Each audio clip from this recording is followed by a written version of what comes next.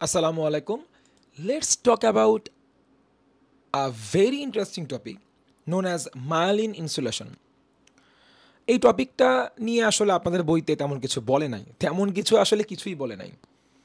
But আমি চাই না যে আপনি একটা জিনিস পড়ে যাচ্ছেন, বাট আপনি না বুঝে খালি আপনাকে বলা হবে হ্যাঁ মনে রাখো মালিন নামে কিছু একটা আছে, আপনিও বলবেন হ্যাঁ হ্যাঁ ওকে ভাই ঠিক আছে মালিন নামে কিছু একটা জিনিস আছে। এমন আমাদের ক্ষেত্রে না হোক।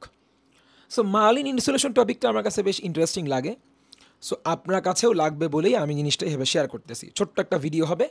এই ভিডিওতে মালিন ইনসুলেশন যে নামটা বইতে অবশ্যই মেনশন করা আছে, ফিগারেও মেনশন করা আছে, ডেসক্রিপশন পার্টেও বলা আছে। তাকে একটু আমি আমার মতো করে ভাইয়া অলওয়েজ যে কাজটা করি ইজি করে বলার চেষ্টা করব। সো কথা না বাড়াই, প্রথমে আপনি একটু আমার ছবিটা খেয়াল করবেন। মালিন ইনসুলেশন কি, ইনসুলেশন কেন বলা হচ্ছে, এটা তৈরি হয় কি দিয়ে, এর কাজটা কি, রাখেন আগেই অত ডেপতে না যান, আগে আপনি ফিগারটা দেখেন। এই ফিগারটা তো আমি কালার করছি আপনার জন্য যেন আপনি বুঝতে পারেন। ইয়েলো অংশটা দিয়ে আমরা কি বুঝাই? Sell body. সেল বডি থেকে অরিজিনেট করা এই ভায়োলেট কালার জিনিসগুলো কি? Dendron, one kind of nerve fibre. Sell body থেকে অরিজিনেট করা এই গ্রিন কালার যে ফাইবারটা, সুতার মতো জিনিসটা, এদের is one kind of another kind of nerve fibre এবং এর নাম হচ্ছে axon. So cell body, dendron, axon. Excellent. এখানে ব্লু কালার দিয়ে আসলে আমরা এই myelin insulation, also known as myelin sheath, SHEATH, শীতকেই আমরা আসলে মিন করেছি।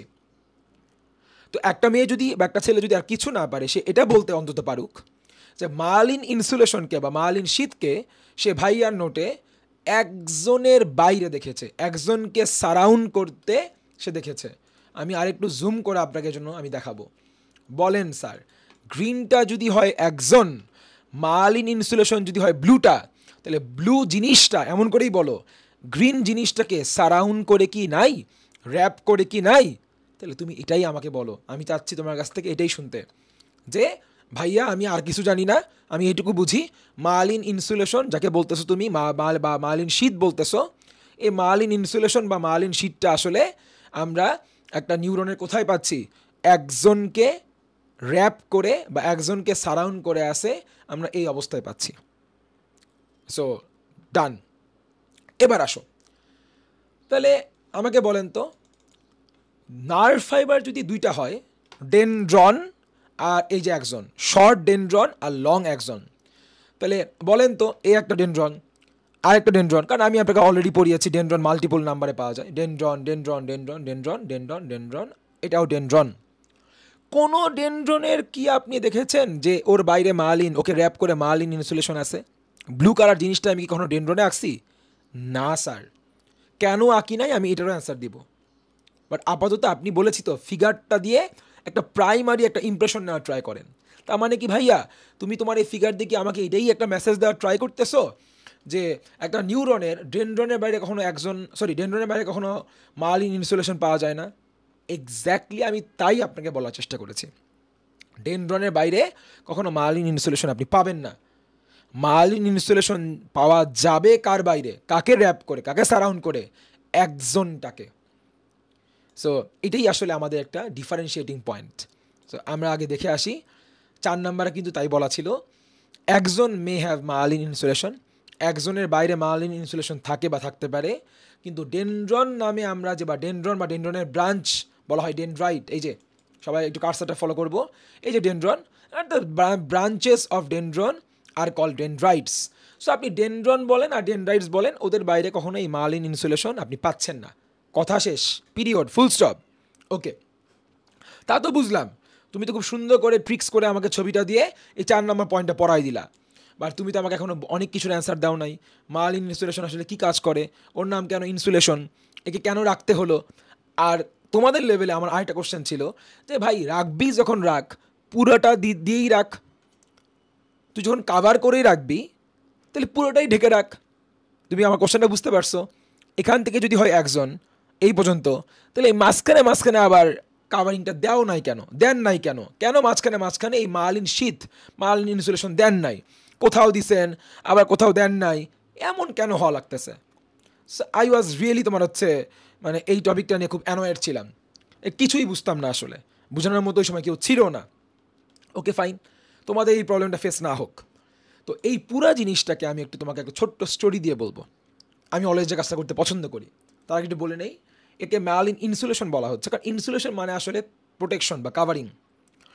তোমার যখন তুমি কোনো ক্যাবল বা তার ওয়্যারকে হাত দিয়ে ধরো, যার ভিতর দিয়ে কারেন্ট পাস করতেছে, তোমার কিছু কেন হয় না? কারণ ওটা প্রোটেক্টেড বাই ওই যে বাইরে একটা রাবারের একটা কি থাকে, কাভারিং থাকে বা টেপ প্যাঁচানো আছে।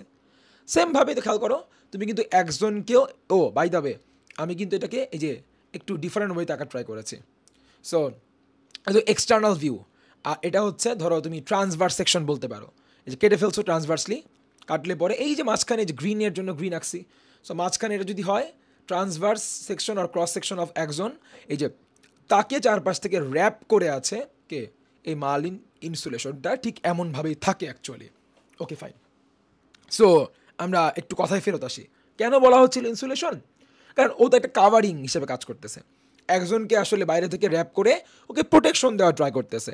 So now it makes sense right boss, যে এটা একে আসলে ইনসুলেশনই বলা উচিত। ইভেন শীত, শীত মানেও কিন্তু সেম, ওই যে আমাদের কাতানা যেটা বলে, সোর্ড, জাপানিজ সোর্ড বা যে কোনো সোর্ড আমরা কোথায় রাখি?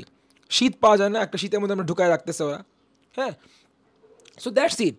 তুমি কাউকে কারু বাইরে তুমি ওই জিনিসটাকে যদি কাভার করার জন্য যেটা রাখবা, তাকেই তুমি ইনসুলেশন বা শীত বলতে পারো। তাহলে একজনের বাইরেও এটা আছে বলে আমরা একে কী বলতে পারি? আমরা একে শীত অর ইনসুলেশন নামে ডাকতেছি বা বলি আমরা মার্লিন শীত অর মার্লিন ইনসুলেশন। সো এবার ওই ইন্টারেস্টিং পার্টে চলে আসেন, কেন এই কাভারিংকে আপনি এভাবে করে দিতে গেলেন? এই যে মাঝখানে অল্প একটু আছে অল্প একটু নাই। আচ্ছা, এটার অ্যান্সার যদি আপনি খুঁজতে চান আপনি একটু অবাক হয়ে যাবেন। আমি একটা বই পেয়েছিলাম, সেই বইতে একটু একটা খুব সংক্ষেপ করে এক দুইটা লাইন এভাবে করে বলা ছিল, একটা লাইন বলা ছিল। লাইনটা ছিল এরকম যে এই মার্লিন ইনসুলেশন নাকি নার্ভ ইম্পালসকে খুব ফাস্ট মুভ করতে হেল্প করে। আই ওয়াজ লাইক হোয়াট, মানে কই থেকে কি আসলো? বাইরে না হয় কাভারিং আছে, বাট এটা দিয়ে ফাস্ট মুভমেন্ট কেমনে হবে? ধরুন এই যে নার্ভ ইম্পালস, এটা সো এই নার্ভ ইম্পালসকে নাকি খুব ফাস্ট মুভ করতে হেল্প করে। কেমন করে একটু বুঝায় বলি আসো। দ্যাটস ওয়াই আমাকে একটু আমাদের একটু গল্পে ফেরত আসতে হবে, গল্প বলতে হবে। আচ্ছা, আমাদের গল্পটা শুরু হবে হচ্ছে এমন করে, দেখেই বুঝতে পারতেছ এরা আক্রমণ করতে আসতেছে, অফেন্সিভ মুডে আছে। কাকে আক্রমণ করতে আসতেছে? এই যে আমাদের রাজামশাই, এ এ খুব খুব তোমার হচ্ছে মানে নিরীহ পার্সন, হ্যাঁ, হেল্পলেস পার্সন, একে সবসময় কেউ না কেউ মারতে আসতেছে। Okay fine. সো রাজাকে যখন মারতে আসতেছে, সো ওরা কিন্তু এখনও বেশ দূরে আছে, রাইট? ওরা এখনও রাজার ক্যাসেলে বা রাজা পর্যন্ত আসতে পারে নাই। এখন ওরা যে আসলে অ্যাটাক করতে আসতেছে, এটা দেখে ফেলছে কে? রাজার একজন মেসেঞ্জার। সে দেখে দৌড়ানো শুরু করলো, এই দেখো কত স্পিডে দৌড়াচ্ছে, শুরু করলো। ও আমি একটা ভুল কাজ করছি, অ্যাটাক করতে আসলে আবার তোমার হচ্ছে এরকম স্মাইলি ফেস কেন থাকবে, রাইট? তাহলে ওর স্মাইলি ফেসটা আমাদের চেঞ্জ করে দেওয়া উচিত, দিয়ে আমরা একটু ফ্লিপ করে দিব আমরা sad face. Okay, now it makes reasonable. এই ছবিটাকে আরও বেশি রিজনেবল লাগতেছে। ওকে, পড়ায় চলে আসি। তাহলে ওরা তো অ্যাটাক করতে আসতেছে এবং এটা দেখে ফেলছে কে? রাজার মেসেঞ্জার। এই মেসেঞ্জার যদি এখন এখান থেকে দৌড়ানো শুরু করে, স্ট্রেট ওয়েতে দৌড়াচ্ছে দৌড়াতে এরপর রাজা পর্যন্ত পৌঁছাবে। আপনার কাছে কি মনে হয়, এ যখন দৌড়াচ্ছে ওরা কি বসে আছে? তাই ওরাও তো পিছিয়ে পিছিয়ে চলে আসবে। তার মানে এরকম করে আসলে প্রসেসটা অনেক স্লো হয়ে যায়, তাই না? একজনকে আপনি যদি বলেন আপনি যান দৌড়াতে অনেক দূর গিয়ে আপনি ওই নিউজ দিয়ে আসেন, তাহলে ও কি একা তো কাজটা স্লো হয়ে যাবে, কারণ ও পুরোটা রাস্তা ধরলাম ও সেম স্পিডে দৌড়াচ্ছে। তারপরেও তো এখন ফাস্ট করার ওয়ে আসলে কি? এটা যদি স্লো হয় তাহলে ফাস্ট ওয়ে কোনটা? এই যে কথা, আপনারা যারা Lord of the Rings franchise দেখছেন, ওখানেও আপনি দেখবেন এমন একটা সিন আছে। তো ওটা বাদ দেন, সবাই হয়তো দেখে নাই, ব্যাপারটা হচ্ছে এরকম। তখন এরকম যে হবে রাজা আগে একটু প্রেডিকশন করে রাখছিল এবং সে এটাও জানতো তার মেসেঞ্জার কিন্তু আস্তে আস্তে লেট করে ফেলবে। তখন আসলে কিছুই করার থাকবে না, কারণ পিছিয়ে পিছিয়ে শত্রুরাও চলে আসবে।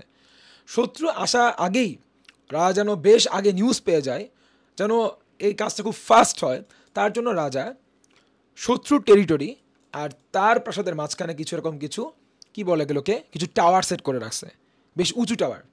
কি হয়, যেই মাত্র কেউ দেখে ফেলে শত্রু আসতেছে, তখন এই টাওয়ারে থাকা মানুষগুলো করে কি, ধরো একজন সেট করা আছে, সে দেখেই এখানে আগুন জ্বালায় দেয়। যেহেতু উঁচু টাওয়ার, তাহলে বেশ কিছু ডিস্টেন্স পরে আরেকটা টাওয়ার আছে, সে তো প্রথম টাওয়ার দেখছে, ও আচ্ছা আগুন জ্বলতেছে, সে এবার সেকেন্ড টায়ারে কী করে, আগুন জ্বালায় দেয়। সেকেন্ড টায়ারে আগুন দেখে থার্ড টায়ারে আগুন জ্বলে, এবং ফোর্থ টাওয়ারেও আগুন জ্বলে গেল। এবং ফোর্থ টাওয়ার তো রাজার কাছাকাছি, রাজা দেখে ফেললো, সে সিগন্যাল পেয়ে গেল যে না, যে শত্রুরা আসতেছে। সো এখন বলেন, আগুন তো হাতে মশাল ছিলই, টর্চ ছিলই, তাহলে ওরা জাস্ট দেখবে আর আগুন জ্বালায় দিবে, ওর আগুন দেখা মাত্র আগুন জ্বালায় দিবে। এমন করতে করতে এই 4টা টাওয়ারে আগুন জ্বালাতে নিশ্চয়ই 1 ঘন্টা লাগবে না।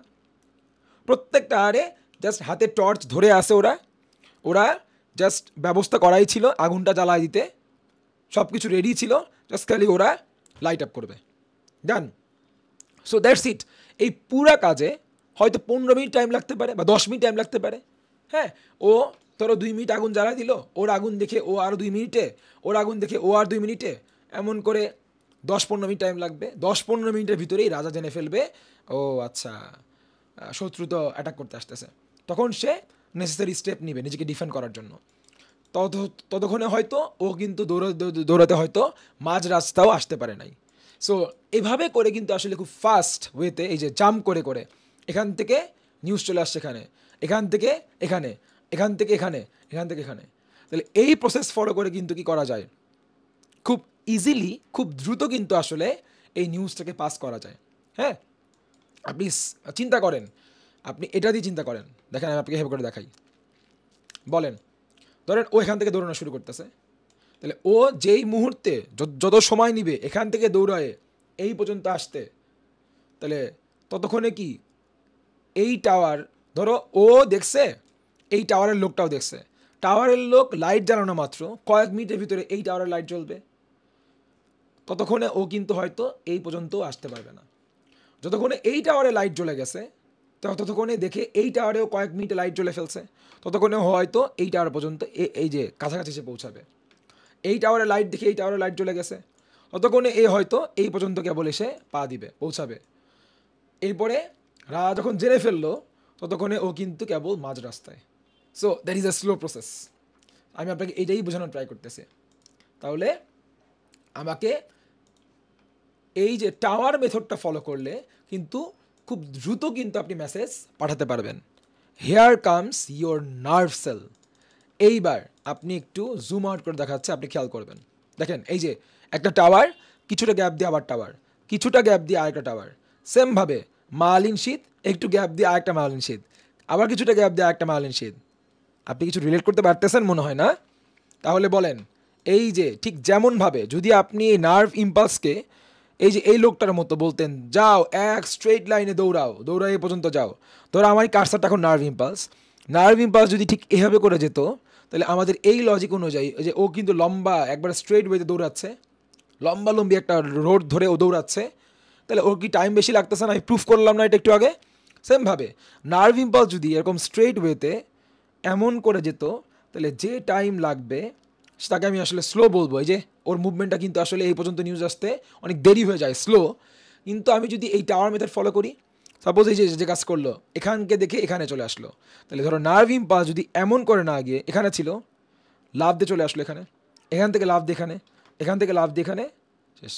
তাহলে যেই মুহূর্তে ধরো নার্ভ ইম্পালস এই পর্যন্ত আসছে, ওই মুহূর্তে কিন্তু 2 লাফে নার্ভ ইম্পালস চলে আসতে পারবে এখানে। যেই মুহূর্তে নার্ভ ইম্পালস এমন করতে করতে এখানে চলে আসছে, ওই মুহূর্তে কিন্তু নার্ভ ইম্পালস চলে যেতে পারবে এখান থেকে হয়ে এখানে চলে আসতে পারবে।